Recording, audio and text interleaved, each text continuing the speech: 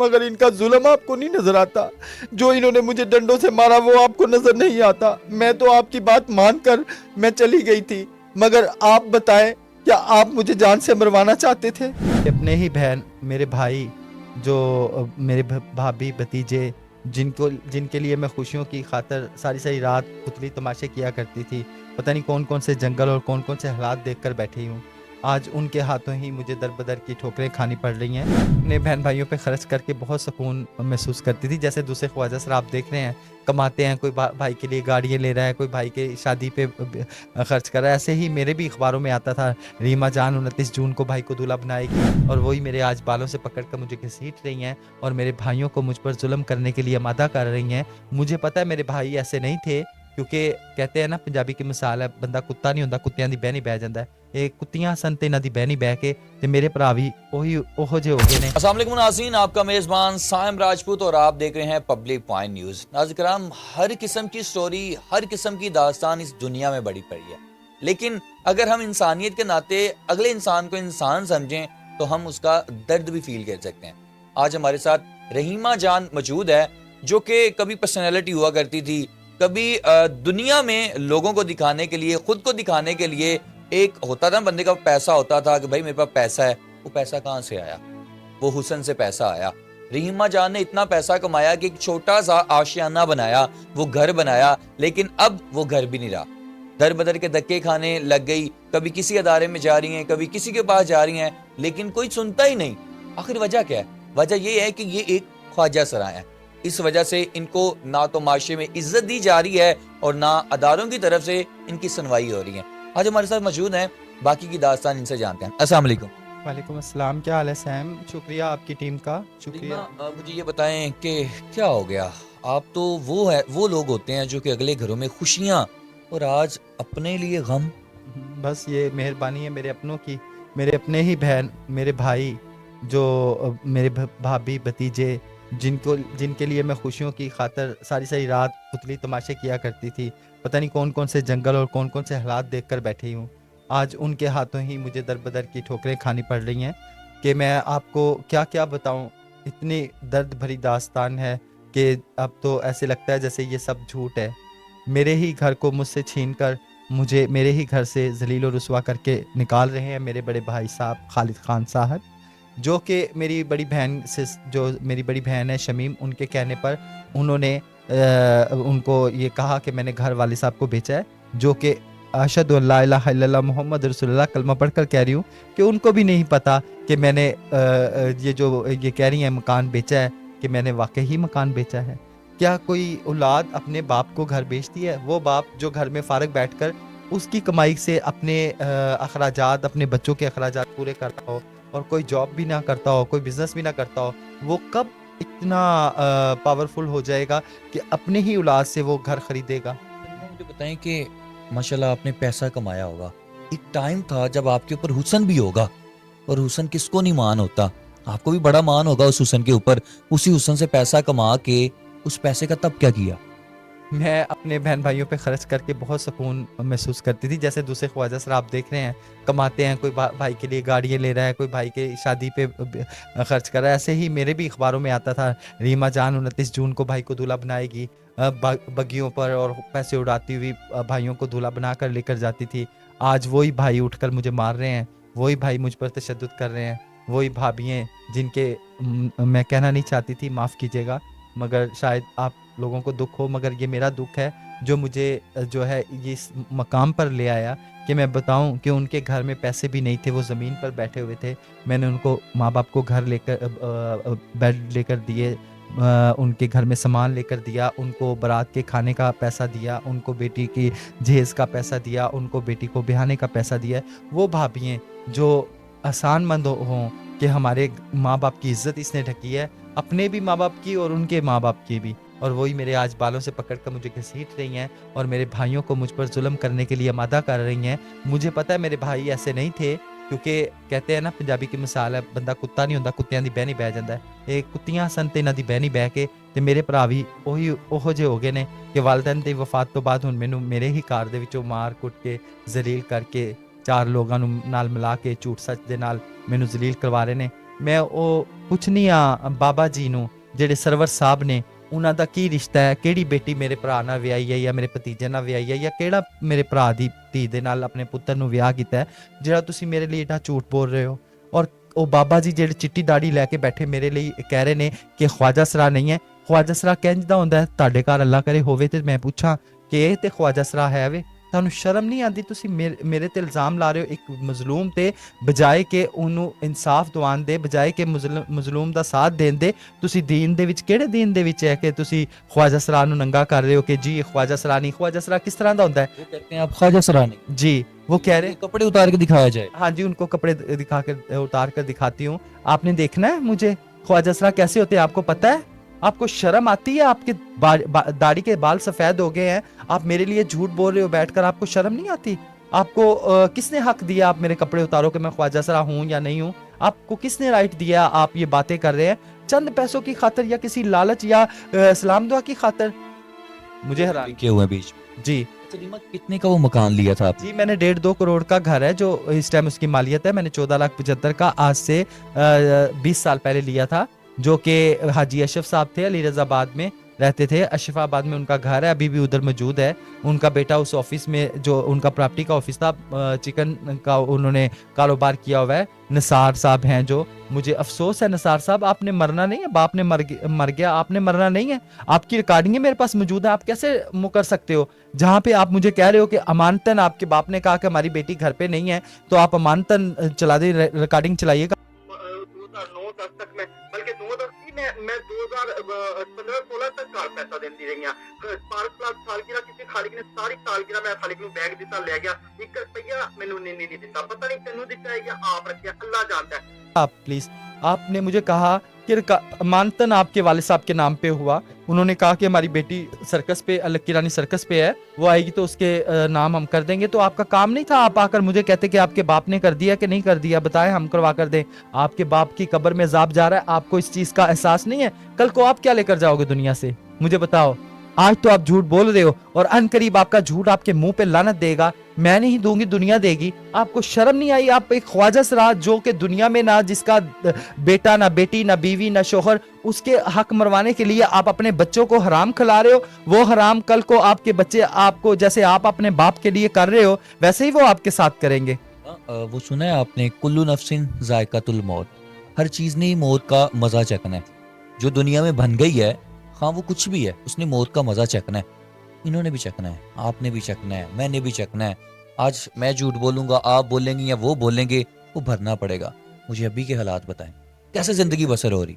अभी कितने बुरे हालात हैं कि मैं सोच भी नहीं सकती थी कि इतना बुरा मेरे साथ किया जाएगा। वो भाई जो मेरी पैसों से अपने बच्चों को खुशियां देते थे, वो भाभी है जो मेरे पैसों से अपने बच्चों की खुशियां लेकर आती थी, वो भतीजे जो मेरे पैसों से मुझे रीमा फुप्पो कहते थे तो मैं अपने सीने पे उनको लटाती थी। वो भतीजे जो मुझे रीमा फुप्पो कहते थे, जो मेरे सीने पे लेटते थे, मुझे ऐसे सुकून मिलता था कि मेरे अपने बच्चे हैं। आज वो मुझे खुसरा बहनचोद करके गालियां निकालते हैं, खुसरा करते हैं। तो शर्म आनी चाहिए उन भाइयों को भी और ऐसी भाभियों को भी और ऐसे भतीजों को भी कि हालात आप नहीं छुपा सकते, वक्त आप सच को नहीं दबा सकते। आखिर सच एक दिन सामने आएगा और आप बहुत अच्छे तरीके से बाखूबी जानते हो कि आप मेरे पैसों से पढ़े, आप मेरे पैसों से पैदा हुए, आप मेरे पैसों से आपकी माँ की शादी हुई, मेरी दी हुई छत के नीचे आप बैठे मुझे जलील कर रहे हैं। तुम्हें क्या लगता है कि इंसानियत खत्म हो गई, या आपको ख्वाजा सरा समझा जाता है, या आपको हकूक नहीं दिए जा रहे? मुझे बहुत दुख है इस माशरे पर। वैसे तो हम घरों में जब जाएं तो हमें हाथों पे उठा लिया जाता है, माएँ बहनें हमारे आगे हाथ जोड़ती हैं कि प्लीज कोई बद्दुआ ना दीजिएगा। तो ये कौन सा माशरा है जो बद्दुआएं ले रहा है? ये कौन सा माशरा है जो हमारी आंखों में आंसू दे रहा है? हम तो खुशियां बखेरने वाले लोग हैं, हमने तो कभी किसी को दुख नहीं दिया। क्या ये दुनिया रह गई, ये दिन रह गया? ये इंसाफ के लिए कहाँ कहाँ के धक्के खाए? इंसाफ के लिए मैं आपको क्या बताऊं, हमारे बहुत ही जो है इस टाइम जो है ख़वातीन मुतसब आला, ख़वातीन के लिए स्पेशल अदारा है। आप किस चीज़ की तनख्वाहें ले रहे हैं? आप 1 साल मुझे धक्के खिलाकर अपने ऑफिस में और मुझे कहते हैं बीबी आपके पास कुछ नहीं, आपके पास क्या है जो आप तनख्वाह ले रहे हो? आपने आपको किसने हक दिया कि आप एक औरत से पूछ रहे हैं आपके पास कुछ नहीं, आपके पास कुछ है। जब ये मुझे मेरा हक मिल जाएगा तो फिर आपका अदारा कहाँ जाएगा? आप वही अदारे की बात कर रही हैं जिसकी वजीर आला साहिबा कहती हैं कि औरत को उसके हकूक दिए जाते हैं सब कुछ। हाँ जी, वही अदारा। वहाँ पे आप पे उंगलियां उठ रही जी, 1 साल पूरा मुझे बिठाकर, बल्कि मेरे भाइयों को भगाया जाता है कि रीमा बीबी को बिठा लें, पहले इनके भाइयों को निकालें। और वो चलती गाड़ी में भागकर चढ़कर वो गए, क्योंकि उनको डर था, मैंने बेल्ट बांधा हुआ था, शायद मैं गन लेकर आ गई हूँ।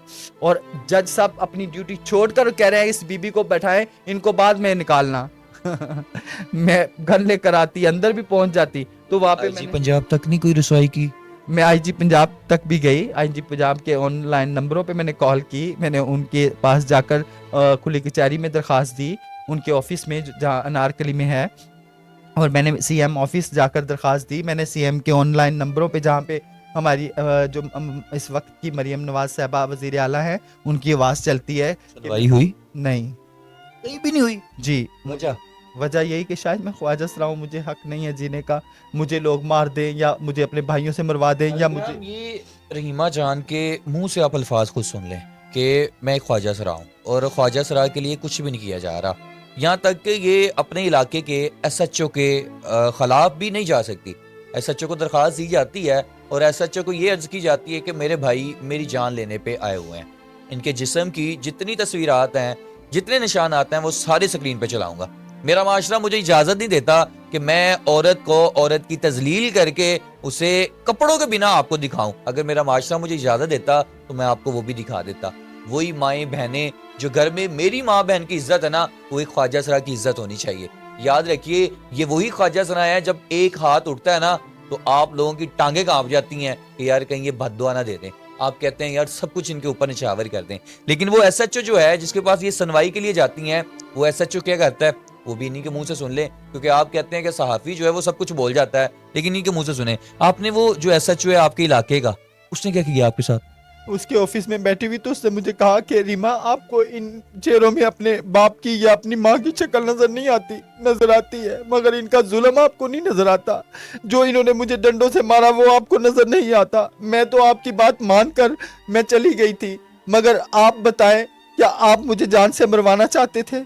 आपको जब आपके कमरे में बैठकर 8-10 ख्वाजा सरा थे मेरे साथ, तो वो बंदा कह रहा है इसने घर खरीदा, आपने क्यों नहीं इंसाफ किया, आपने क्यों नहीं मेरे घर के डॉक्यूमेंट्स मुझे लेकर दिए, आपने क्यों नहीं मेरे घर का कब्जा लेकर दिया। जबकि मैं खिदमत मरकज से वो विक्टिम सपोर्टर कशिश को लेकर गई, तो उसको आपने कहा कि आप जाएं राना जाहिद साहब इसके साथ रीमा के, अगर रीमा का सामान तोड़ा है, अगर इससे इसका घर छीना है तो इनके खिलाफ कार्रवाई होगी, इनके खिलाफ FIR होगी। तो फिर क्यों नहीं की आपने FIR?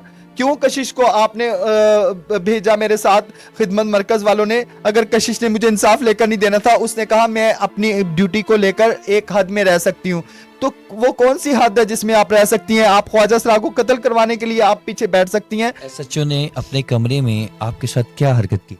एसएचओ ने यह हरकत की कि उन्होंने कहा कि इसने घर खरीदा है। एसएचओ साहब ने मुझे वो सुनी अनसुनी करके ऊपर भेज दिया डीएसपी साहब के कमरे में, और डीएसपी के कमरे में कहा जा रहा है कि रीमा ने नहीं, रीमा के बाप ने घर खरीदा है। जो कि वो मुमताज़ साहब जो ASI हैं, अभी भी थाना में मुकीम है, वो भी खड़े हुए थे। उन्होंने थप्पड़ नहीं मारा उसको कि नीचे जो तुम बयान देकर आए हो ऊपर क्यों नहीं वो बयान दे रहे। तो मैं समझ गई कि ये मिली भगत हो गई है, पैसे लग गए हैं या इनकी कोई सिफारिश पड़ गई है। सवाल करूंगा आपसे, किससे गिला और शिकवा है? अल्लाह से या इस दुनिया से या अपने घर वालों से? मुझे अल्लाह से भी गिला शिकवा है कि अगर हमें दुनिया में भेजना था तो हमें इज्जत देते, हमें वो बहन भाई देते जो हमारी कदर करते, हमें वो दुनिया देती जो हमारी इज्जत करती। हमें कीड़े ऐसे मसल दिया जाता है, फंक्शनों पे हमें मार दिया जाता है, रास्तों में हमें मार दिया जाता है। अगर कोई हमें ओए करे तो हम उसे ओए कर दें तो वो हमें मार, जब तक जान से ना मार दे उसको सुकून नहीं आता। अगर कोई बहन भाई हम उसको इज्जत दें तो वो हमारे ही पैसे छीनने के लिए हमें मार ना दे, उनको सुकून नहीं आता। तो अल्लाह का वास्ता है, मुझे इस टाइम इतनी तकलीफ से गुजारा जा रहा है। मुझे तब भी तकलीफ होती है जब कोई मुझे मेरे बहन भाइयों के बारे में बात करता है, मुझे तब भी तकलीफ होती है जब मुझे कोई ये बात करता है कि आप झूठ बोल रही हो। मुझे तब भी तकलीफ होती है जब मैं अपने हक सच के लिए तड़प रही होती हूँ और मुझे इंसाफ नहीं मिल रहा होता। मरियम नवाज साहबा, आप एक माँ भी हैं, एक बेटी भी हैं, क्या बताएं, मुझे किसी भी चीज़ की लालच नहीं है। मैंने क्या करना था? घर, मेरी बेटी, मेरा शोहर, मेरी बीवी कोई भी नहीं है, तो मेरा तो घर इनका ही था।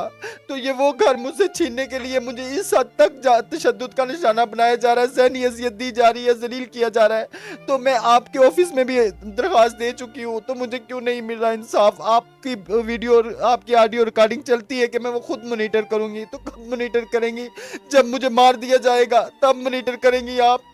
कब तक मैं वेट करूं? कब तक इंतजार करूं?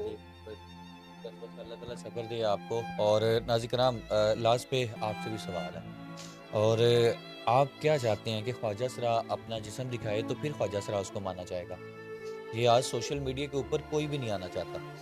यकीन माने, कोई बंदा भी सोशल मीडिया के ऊपर आके अपनी तजलील नहीं करवाना चाहता। ये रहीमा जान अपनी तजलील करवा रही है, ये वही रहीमा जान है। अगर कोई और ख्वाजा सरा आज अच्छी ज़िंदगी गुजार रहा होगा तो वो कहेगा कि काश मैं इनके साथ एक सेल्फी लेना चाहता था, एक टाइम इनके ऊपर भी था। लेकिन गुजारिश ये की जाती है कि आईजी पंजाब साहब, आपने भी नहीं देखा। अफसोस कि जिनसे आपको, इनको आपसे उम्मीदें थी, आपके वो एसएचओ ने इनके साथ इतनी गलीज हरकत की कि अपने ही सामने इनको मरवाया गया, मारा गया। इनके जिस्म के ऊपर निशान है, मेडिकल की रिपोर्ट इनके हाथ में है, सब कुछ लेके दर बदर के धक्के खाती हुई कभी इधर से उधर आती हैं और कभी उधर से उधर जाती हैं, लेकिन कोई सुनवाई नहीं हो रही। मरीम नवाज साहिबा, आप एक माँ भी हैं, बेटी भी हैं, और बेटी से बढ़ के भी हैं आप अगर ये दर्द इनका फील नहीं ना कर सकती, तो दुनिया की शायद कोई और माँ बहन ये दर्द फील करे। गुजारिश आपसे भी की जाती है कि अल्लाह ताला ने आपको इतनी इज्जत से नवाजा है कि यकीन माने ये इज्जत किसी किसी को मिलती है, और अगर ये कुछ संभाल लेना तो अल्लाह ताला ता क़यामत में ये इज्जत दे सकता है। गुजारिश यही है कि इनकी सुनवाई की जाए, इनको सुना जाए। यार इनको तो सुने। वो कहते हैं कि हमें माशरे में कोई समझता ही नहीं है। अरे माशरे में समझना किसने है? अरे हम आम लोग जो हैं वो माशरे में नहीं समझते, तो इन्होंने कहाँ पे समझना है? आपसे गुजारिश की जाती है कि आप अपना फर्ज पूरा करें। इस वीडियो को ज़्यादा से ज़्यादा शेयर करना है आपने, ताकि रहीमा जान की आवाज़ मैं बनूं, आप बने, सब इसकी आवाज़ बने, ताकि ये बेचारा जो है वो अपने घर की कफालत तो कर रहा था, पहले भी कर रहा था। अगर वो पैसा बहन भाइयों पे ना लगाता तो आज एक अच्छी ज़िंदगी गुजार सकता था। अगर वो मकान ना खरीदता तो आज शायद एक और अच्छी ज़िंदगी गुजार सकता था। लेकिन उन बहन भाइयों के लिए सब वक्फ कर दिया, और आज दर बदर के धक्के। इस वीडियो को ज़्यादा से ज़्यादा शेयर करिएगा। अपने मेज़बान को इजाज़त दें। अल्लाह ने